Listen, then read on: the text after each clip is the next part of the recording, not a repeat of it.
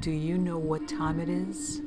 It's supernatural story time. And if you're easily scared, and even if you're not, there's only one thing left to do. Just turn off the lights, because these are stories that you listen to only in the dark.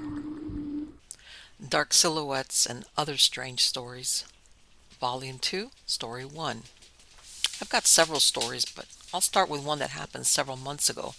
I was in the back room of my house on the computer, and it had gotten dark. My husband and son were going to be home in a while, and I hadn't turned on any lights in the front of the house yet. Normally, my front porch light is always on by dusk, so I hear my husband messing with the front door lock. It was kind of tricky at times, being almost 100 years old, and then shaking around the whole fixture, like when you're goofing around and pretending you're trying to get in a locked door. So I'm thinking he's messing with me because they can't see the lock in the door. And as I'm walking towards the front of the house, I hollered, "Knock it off!" They stopped. And then I started wondering why they were home about 45 minutes early. They weren't home. I turned on the porch light and no one was there. I went and locked up the rest of the house. A year earlier, someone had stolen a bike out of our backyard in the morning when we were all home. I was sitting there with the back door wide open when it happened. Had no idea until a couple of hours later. And this was all in a good neighborhood. My other story involves my sister and an old boyfriend, which were on a little hike in Napa County. It was back in the 80s, and they saw something pinkish down a ravine. They went to investigate and found it to be a woman's dead body. The sheriff said it was probably something to do with drugs or prostitution, and they would get bodies dumped there sometimes from the East Bay. Yeah, that really freaked my sister out. Then this other story. This was on a trip to LA back in the 90s. We decided to do the Hollywood tourist thing, my husband's son, maybe 8 at the time, and I. It was getting kind of late and we needed to get back on 101 to go to our hotel, and dang, we missed the exit. There was a Home Depot coming up, so we figured just turn there, go around the block, and back up to the freeway. Well, as soon as we made the second right, we knew this had been a really bad idea. The road was this horseshoe shape, and there was furniture and stuff piled on the road, like it was partially blocked. Seriously, the absolute most frightening place I've ever seen in a city. And I've been lost in some bad places on occasion. But I have never felt terrified like I did at this place. Here we are, this suburban family in a Buick, driving in this place we have zero business in. As we went around the sharp bend, to the left were some guys walking around under a building of some kind that was open, like a parking structure. All I could think of was it looked like we were in the middle of a movie about gangs and we were going to be killed. I finally said, "Get us out of here." My husband said, "I am." And as we approached the end of the horseshoe to get back on the street to take us to Sunset, we were supposed to stop, but there was a car slowing down on the street in front of us, about to block us, and my husband didn't stop and gunned it out of there. This morning, I looked up on Google Map, the Home Depot, and found the location. Then I took a little walk on the route via Google. Yep, that was it. It looks a little different now, almost 20 years later, as the place where those guys were at is now a homeless facility. It was so close to the freeway, and yet a million miles away. Lesson is, never get off a main road in a city you don't know. Next story. My first experience that terrified me on what might be out there happened in 2004. I was in Boy Scout camp, Camp Royan, to be specific. It was a great place, lots of activities, and a nurse that was really good looking, and we were walking through Poison Oak to go see her. An excellent place for a boy just hitting his teenage years. Anyway, walking back from a compass and mapping course, I was dragging a walking stick drawing waves in the loose dirt on this kind of low-used road back to my troop's campsite. The road had a really deep ditch running parallel next to it, with steep walls. It was quite a pit. My walking stick was making a bit of a scratching noise, when all of a sudden I heard a scratching noise coming from the ditch, almost mimicking my stick noises. Oh great, I thought. The older boys from my troop are messing with me again, as they had the previous night while I was trying to sleep in my tent. I just kept walking and doodling my little design into the earth as I went another 50 or so feet. I heard it again. Slightly peeved, I started scratching up a storm. No scratching response, just a snap, and a tan body flying up and out of what seemed like a 20-foot vertical jump. I thought, wow, look at that deer jump. Then, following the body, was its tail fluttering around.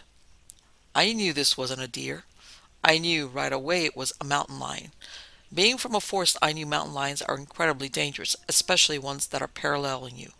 I dropped my stick, pulled up my pants, and booked it to my campsite. Told my scoutmaster. He told the management of the camp. Neither of them believed me, and I was actually told not to talk about it to the other scouts, as I might make everyone afraid.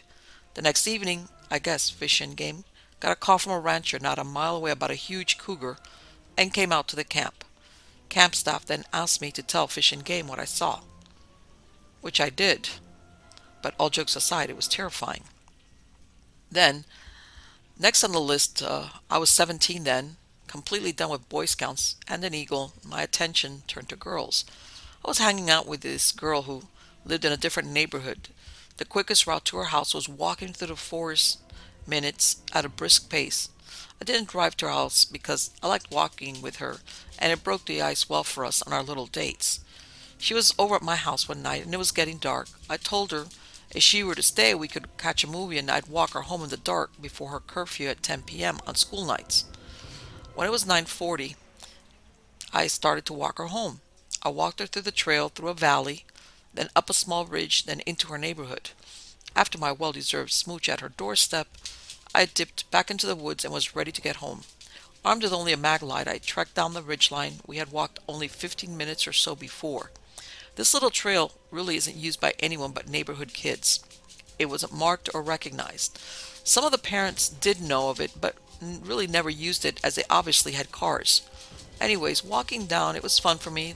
I'd walked it before at night many times, sometimes without a flashlight. However, the denseness of the trees made this stretch of wilderness kind of scary at night. I don't believe there was a moon out, even this particular night. It was dark.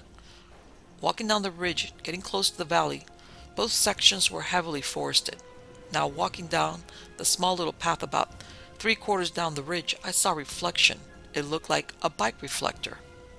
Weird, I thought, as I walked closer to it, proceeding down the trail. As I got closer, I started getting nervous. Who would leave a bike out here? That wasn't there when I walked up a little bit ago. Sweeping the brush, I looked and didn't see anyone, despite feeling incredibly uneasy about the situation. Walking closer and closer to the bike I shined the light on, must have been 5 feet away from it. What I thought was bicycle reflectors were two huge eyes. For a millisecond, me and this animal locked eyes, and I was frozen in fear, looking into the green, golf ball-sized, massively spaced apart eyes. In an instant, the eyes were gone and replaced with a thud, and some kicked up dust, filling the beam of my bag light. I don't to this day know what it was. I want to know. We have lions, black bear, and coyotes, but those eyes were just too big to assign to a black bear. Running backwards, facing the area of the encounter on my way home, I really think my mag light saved me from something the size of a linebacker with teeth hitting me. I do think, from the incredible dark to a mag light in the face, I may have temporarily blinded this mystery animal and escaped. Next story. Well, this actually happened a few months ago, maybe more, maybe a year. I was on vacation from work and went to stay at my dad's house to do some side work and make some extra cash. Anyway, we got off work one day and ate supper, the usual. I turned in for the night and was listening to the Hagman and Hagman show, or Coast to Coast AM, I forget which. As I started to doze off, I'm listening to the guy on the radio talk. His voice kind of changes and he says something to the effect of, "Now, this is how we summon a demon," and then starts chanting in a strange language. I'm almost asleep, but I feel a surge of adrenaline as I get a sinking feeling of pure dread. I was laying kind of on my side at the time, and I felt a very strong presence behind me. I kind of turned my head to look behind me, and there it was, blacker than black. It looked like a huge humanoid mass of black with red eyes. As soon as I saw it, I became paralyzed. Not with fear, I mean literally paralyzed. Somehow I was face down on the bed, and it felt as if my whole body was being crushed into the bed. I had recently given my life to Jesus Christ and knew there is power in His name. As I tried to call out, I felt my vocals being squeezed, and I couldn't get out anything. Then, with every fiber of my being, I managed to get out the name Jesus. I just barely got it out, but instantly the grip on my throat and body loosened. I wasted no time. "In the name of Jesus, get out," I gasped. I was able to sit up in bed then, and the thing fled as I unleashed prayers against it. I was scared shitless. I went over and turned on the light and sat there panting. The radio show was still on in the background. Later, I played it back, and whatever I had heard was not on the audio, so I don't know what I heard. I have my own theories as to why I was attacked, but I don't want to bore you with useless details. All I can tell you is that there is power in the name of Jesus. I was a believer in Christ then, but still on the fence about everything. I had read about in the Bible about casting out demons in his name, but that night made a full believer out of me. It was probably God's way of showing me his word is true. And that's my story. Next story. This story popped in my head, and it happened about 10 years ago. I know it was a couple of days after my birthday, and I had gotten a new fishing pole. I drove to one of the easiest fishing holes to get to because I only had a few hours. This spot is a local favorite fishing spot, and in the summer months, a swimming hole. It's on the Watauga River in North Carolina. So I get there and load all my fishing gear, food, and a camp chair. About 10 minutes into fishing, I get that eerie feeling that I need to get the heck out of Dodge. At first, I ignored it, just thinking that I just creeped myself out somehow. It was strange that no one was there at that time. It's usually packed. About 5 minutes later, my skin starts to crawl, my adrenaline starts to pump, and my heart is racing. The dread feeling washed over me. The feeling of I am going to die. I jumped up, threw all of my fishing stuff in the back of my Blazer. I started to pull out of the little gravel lot when a little red car and a blue truck almost nailed me, whipping into the lot. Around that time, there was a lot of meth deals going on at night in that area, and I thought it was a few tweaks. I didn't want any part of that deal, so I took off, and the blue truck whipped out behind me. I floored it. I think I shot up to 60 or 65 miles an hour on that little dirt road, and I lost the blue truck in about a mile. When I got home, after I calmed down, I started to think I was being silly and that no one was out to get me. That maybe they were just turning around or racing, something along those lines. A few days later, my grandmother called me freaking out. She lives only a couple of miles from there. She said the police had found a dead body across the river where I had been fishing at. She said he was killed the day I was down there. I didn't put two and two together till later, when it was in the papers that the murderers drove a little red Cavalier. They think the blue truck belonged to the victim, who was robbed, stripped, and murdered. Drugs might have been involved. The killers were a 14-year-old girl, her boyfriend, and one of their moms. I've been back a few times, but I always carry when I go, just in case I run into any more crazies. Next story.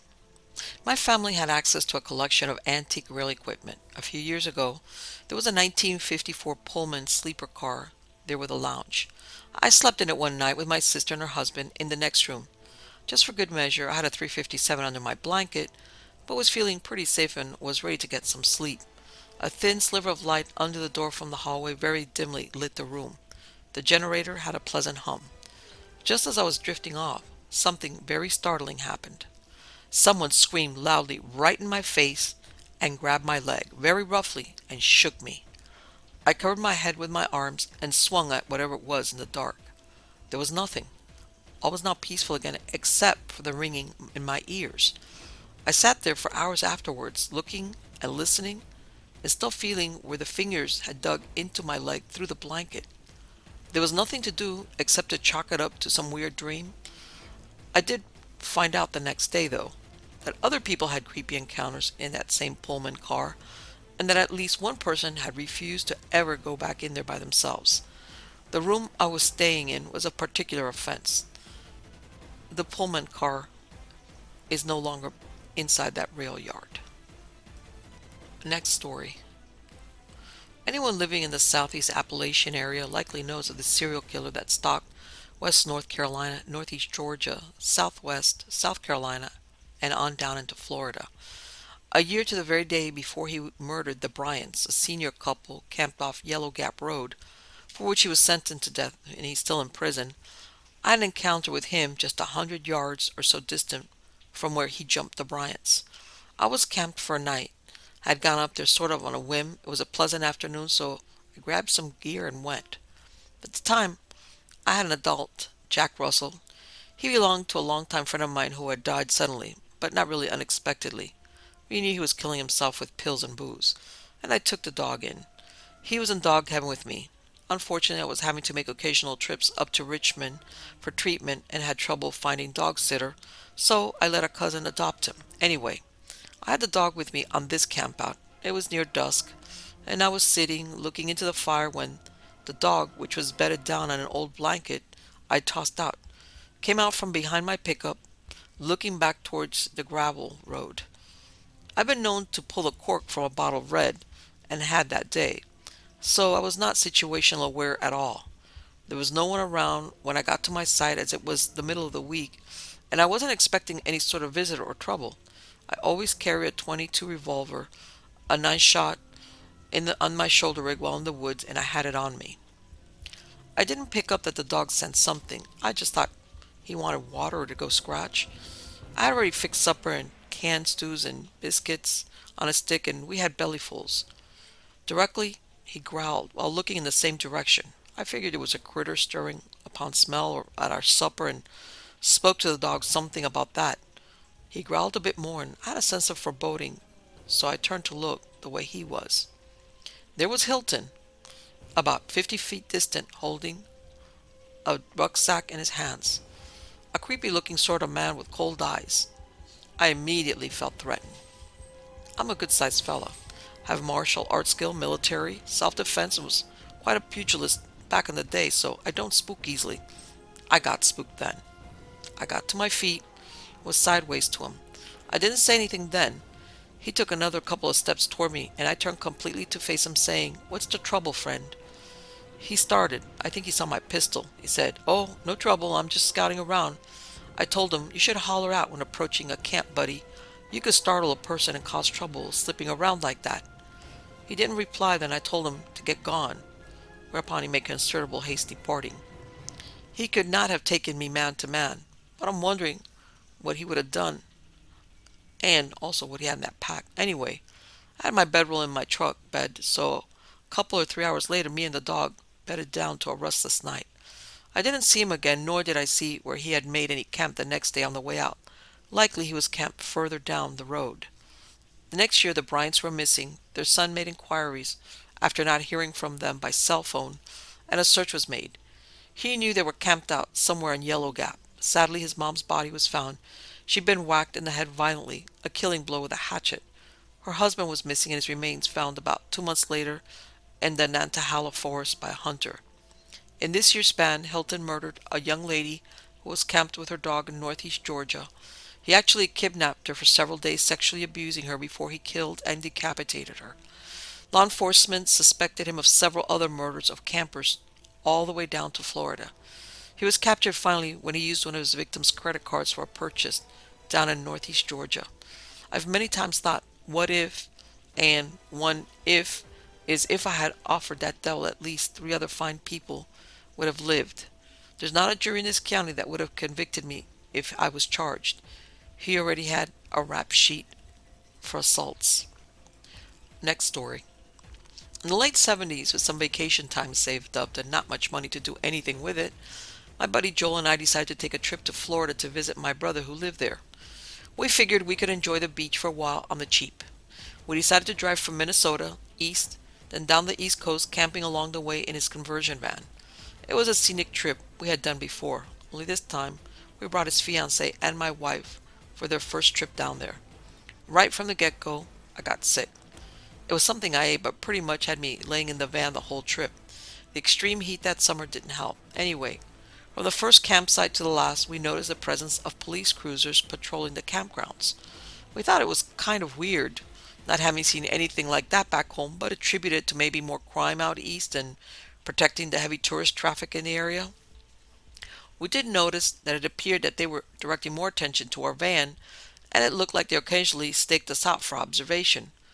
We pretty much ignored them. We weren't doing anything illegal and just went about our trip as usual, trying not to attract unwanted attention.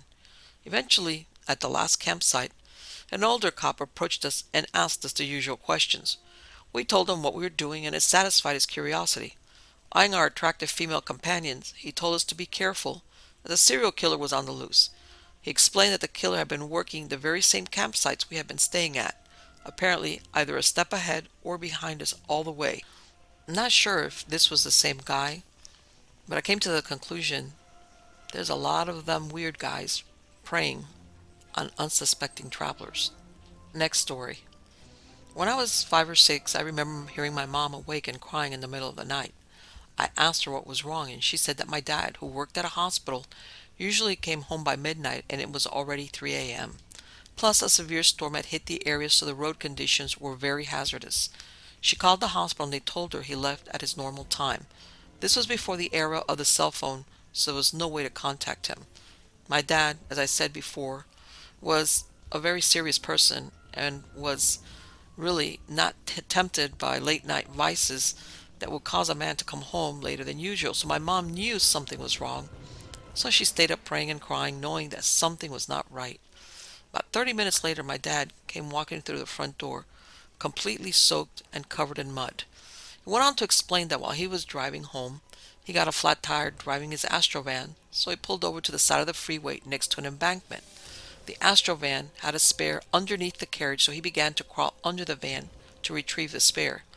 He went on to tell us that he laid under the van and began to unbolt the spare tire, and he heard a loud inner voice yell, "Move!" My dad is a stubborn man, so he said that he felt as though the fear of the night combined with the bad weather and the hazardous situation was probably making him paranoid, so he did not move.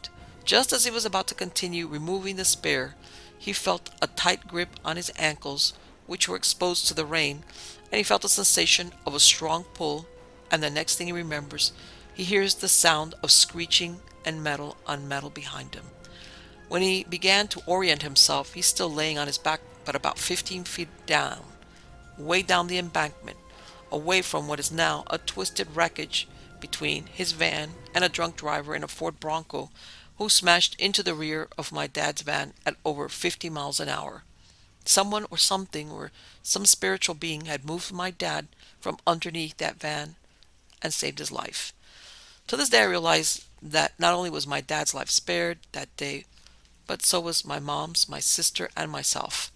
My mom was a stay-at-home mom, and Mom would have been completely devastated by the loss of my father. Our world would have been turned upside down and my life would have headed down a much different path. Next story. I was visiting my friend in California. We decided to relive the good old days and go hiking in the mountains. We stopped by a sporting goods store to pick up some stuff. We drove for about 45 minutes into the hills and started to reach higher elevations and decided to stop for a meal at a diner. Finished up our meal, cleaned up, and continued on our way. Once we were close to a trail we saw, we decided to park and start unpacking our stuff. The whole time we were unloading our stuff, I had a feeling that something was off. I didn't feel threatened or anything, but just something was weird. I stood there looking around for a few seconds. My buddy noticed that I stopped moving and asked me what was up. I passed it off and told him it was just admiring the view, shrugged, and we finished unpacking. I had a backpack and a cheap knife that I'd purchased from the sporting goods store. He also had a pack and he carried a tomahawk with him. We set off onto the trail at a steady pace, quick enough just so we wouldn't get tired too quickly. After walking for 30 minutes, the trail led to a creek that was surrounded by huge rocks on both sides. Without thinking twice about it, we jumped on the rocks and continued to follow the creek. I'm not sure how to phrase this, but the longer we hiked, the creek seemed to be getting smaller. Eventually, we ended up at a spot where the creek flowed into a pond. We decided to rest there, and we were chit-chatting and whatnot. I said, "Wouldn't it be sweet if we found 2 Cokes, one for you and one for me?" He agreed and said we should continue. After walking about 40 feet, I saw something metallic shining in the dried-up creek, about 15 feet ahead of us. To my amazement, there were 2 Cokes, just sitting there. My jaw kinda dropped and I said out loud, "No effing way." My buddy picked them up. He said they were still cold and they both looked really new, which they did. There was no dirt on the lids or the sides of the cans, just a little dirt on the bottom from where they were sitting. He handed me one and we had a little toast. After I popped open my can, I had an eerie feeling around me. He didn't seem to notice it until I mentioned it to him. He paused and listened. The only sound we heard was the creak. No animals, no nothing. I could tell he was getting creeped out too, so we decided to head back. The whole time we were hiking back to the truck, we didn't say a word. He was ahead and signaled me to stop. I couldn't see anything, just him holding up his hand in that halt position. "What is it?" I asked him. He was just silent, and then still, he finally replied, "I thought I saw something." Kind of made me more creeped out than I was, but we continued on without a hitch. After we got to the truck, we threw our stuff into the truck bed and drove straight home, talking here and there about how weird it was that we wanted two Cokes and it showed up, letting our imaginations run free. When we got back into town, we visited my grandma, and I told her what happened. She just kind of looked at us and told that if we kept on hiking down that trail, something bad would have happened to us since we took the offering. I wasn't sure what it meant, but it gave me the heebie-jeebies and I decided to change the subject. My buddy's face was flushed white and I could tell he was freaking out. Although nothing bad ever really happened to either of us after that day, whenever I head out into the woods, I never ask for anything ever again. Next story. This story takes place when I was hunting with my stepdad. We packed heavy because we were planning on staying for a few days. I remember we left at around 12 a.m. and got to our spot in about 3 hours. The whole way up, we didn't see any vehicles parked off to the side, so we had an early start. My stepdad at the time owned a white Toyota 4x4, the ones that could seat 4 people, but whoever was sitting in the back were going to get leg cramps. Anyway, we sat around the truck just talking for a while. I grabbed my pack, gun, and the bedroll. My stepdad got his stuff and we were off. I wasn't too familiar with the spot, but we hiked the trails for quite some time. He led me to his usual spot and told me he was going to go to his other spot a little way further up. We told each other good luck and he set off. It was still pretty dark, but moving around at dark never bothered me. I enjoyed the solidarity. I dozed off and was awoken by some birds squawking at each other. By now the sun was just starting to come up and I could see the blue hue of morning lighten the mountains. I sat there for a few hours with nothing happening. No game, just birds and the chipmunks. Every now and then, my walkie-talkie made this low battery sound. I checked it and the battery indicator was flashing. Weird, I thought to myself. I haven't used it at all, but maybe they were just a bad batch of batteries.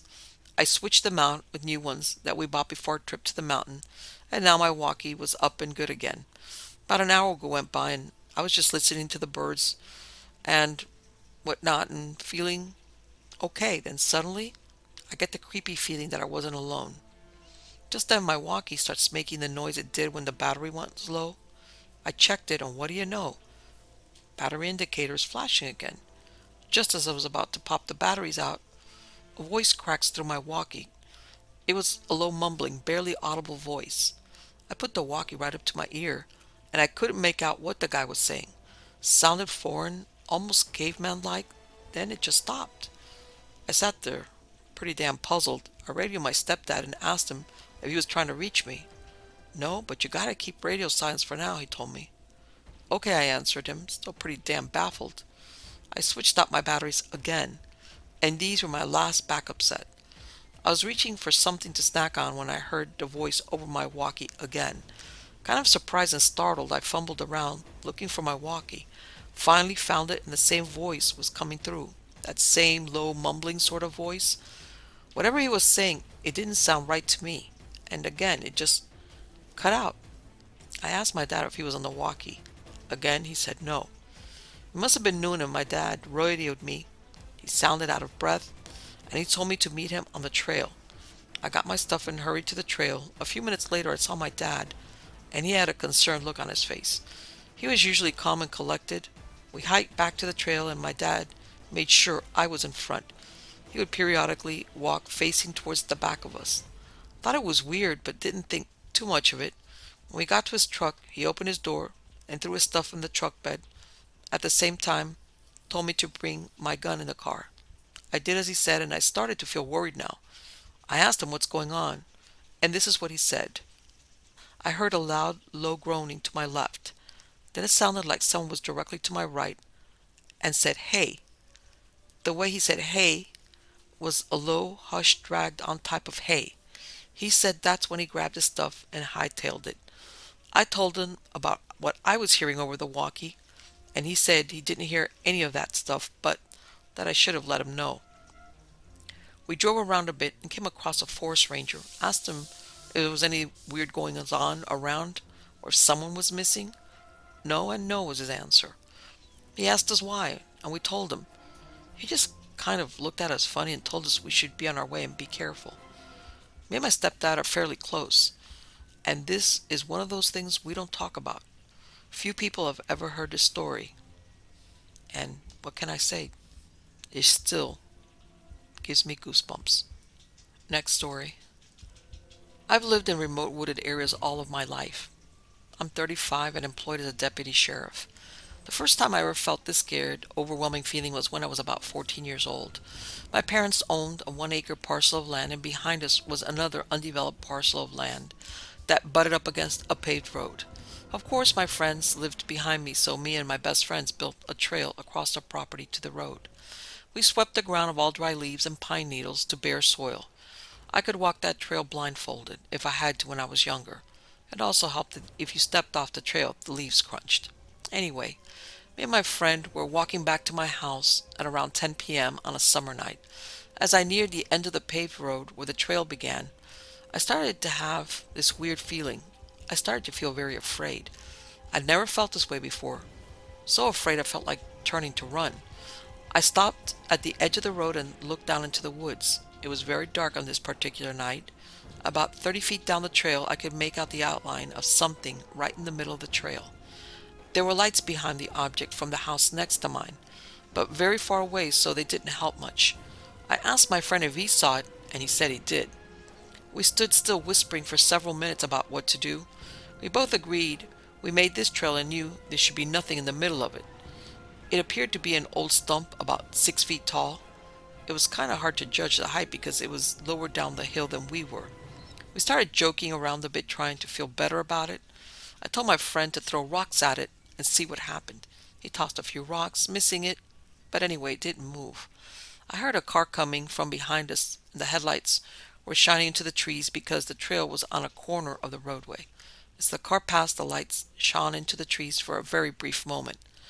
The lights hit the object in the trail perfectly. We saw something standing on the trail looking at us. It was shaped like a man, not an animal.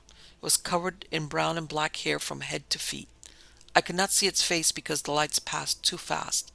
It was almost like a cousin of the Addams family, but with really nasty hair. Me and my friend never said a word. We just turned and ran at the same time. I stayed on the paved road and ran home about 2 miles without stopping. I probably could have won a medal if someone timed me on that run. The entire time I felt the fear behind me as if I was being chased. But I never looked back. I knew I would be okay as long as I was faster than my friend running with me. The next day we checked the area in the light, and there was nothing there. No tracks, no hair. We never talked about it again. I thought back on it several times, and I don't know if it was a Bigfoot or some guy in a hairy suit, but that feeling of fear I have never felt from a man. I still have gone out in the woods several times, and have felt that same fear feeling on a handful of occasions, but nothing came of them. Then, a few years ago, I went camping with my wife in southern Oregon at Howard Prairie Lake. It was late in the year, and we were the only people at the campground other than one single guy camped behind us. We had a great time, and everything went smooth up until the second night. Me and my wife woke in the middle of the night, both at the same time. Something on the other side of the lake was making this crazy howling noise. It sounded like Tarzan and was insanely loud for how far away it was. I realized that I had this fear overtake my entire body. It was like a thick fog inside the tent. I could not believe or overcome how scared I was. Our 2 dogs, Golden Retriever and a Basset Hound, whined with their ears down as if they were scared and jumped in bed with us. My wife had the same scared feeling come over her, and she'd been outdoor hunter her entire life. The noise I heard was the same noise I heard on a video of Bigfoot noises while messing around the computer. I just laid there gripping my .45 trying to listen. After about 10 minutes, a second call came from my side of the lake about 300 yards away from the tent. They called to each other back and forth while we held still. The fear was absolutely unbelievable. The noise was like nothing I had ever heard, and the vocals were so loud and deep. I previously worked as a solo deputy in a happy camp, California for years. I never had any experience like this. My nearest backup was 78 miles away, and I had several calls solo in the woods with dead bodies, etc. I was never fearful in any situation up until this day. Eventually, the call stopped, and the fear left my body instantly. Afterwards, I felt so calm I just fell asleep. The next morning, I asked the guy camping next to me if he heard it, and he had pretty much the same scared experience that we felt. I also never saw our dogs get scared like that before. Normally, they want to get out at whatever's making the noise. Again, this could be explained by humans making calls with loudspeakers to freak people out, but nothing can explain that fear that comes over you. Since then, I've been camping, hiking, etc., with no other abnormal happenings, no scared feelings, and of course, no strange noises.